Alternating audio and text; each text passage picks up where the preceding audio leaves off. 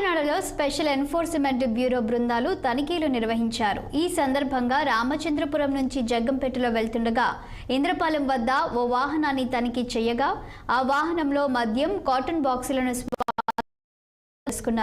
మద్యం విలువ 20 లక్షల రూపాయలకు పైగా ఉంటుందని జిల్లా అధికారి రవికుమార్ తెలిపారు.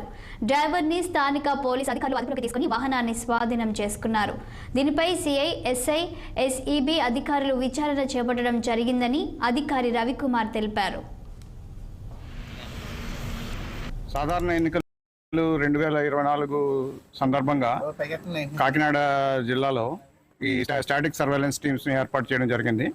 దానిలో భాగంగా ఇంద్రపాలెం ఐడియల్ కాలేజీ దగ్గర static surveillance team route watch చేస్తుండగా, అంటే వెహికల్స్ అన్ని చెక్ చేస్తుండగా వాళ్ళకి ఒక వెహికల్ అనుమానాస్పదంగా రావడం గమనించారు.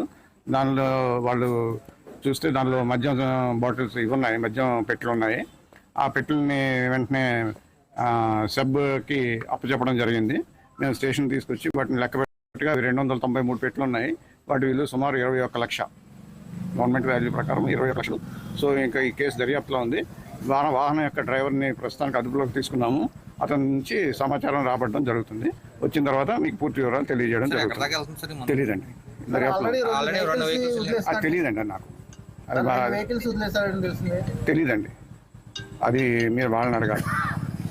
Okay, thank you. సాధారణ ఎన్నికలు